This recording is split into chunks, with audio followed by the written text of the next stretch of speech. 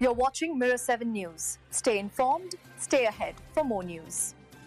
The High Court has now ruled that a company linked to Baroness Michelle Mone must repay £122 million to the UK government after breaching a major COVID-era contract. This ruling brings to a head one of the most high-profile controversies from the pandemic, involving emergency procurement, political connections, and disputed accountability. Back in 2020, when the government was desperately sourcing protective equipment for the NHS PPE MedPro, a consortium led by Maureen's husband, Doug Barrowman, was awarded 2 contracts worth over £200 million.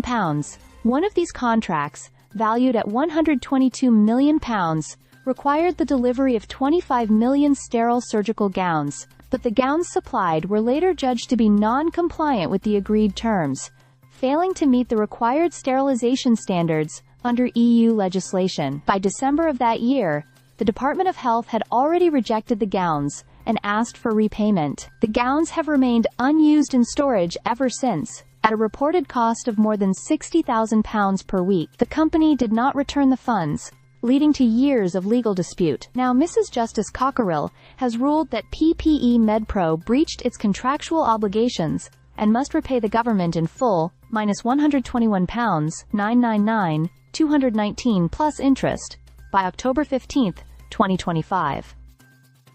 This case attracted wider attention because of Baroness Mone's involvement. Initially, she denied any connection to PPE MedPro or its contracts, but in a 2023 BBC interview, she admitted she had lied, acknowledging she had referred the firm to the government's VIP lane, a route set up during the pandemic to fast-track offers of PPE. She also admitted that she and her family could benefit from profits of around £60 million. Her explanation was that she wanted to shield her family from media intrusion, but the admission deepened the controversy. Ahead of the ruling, Maureen accused the government of scapegoating her and her husband. In an online statement, she argued that PPE MedPro had attempted to resolve the dispute, even offering to replace the gowns or provide a settlement payment.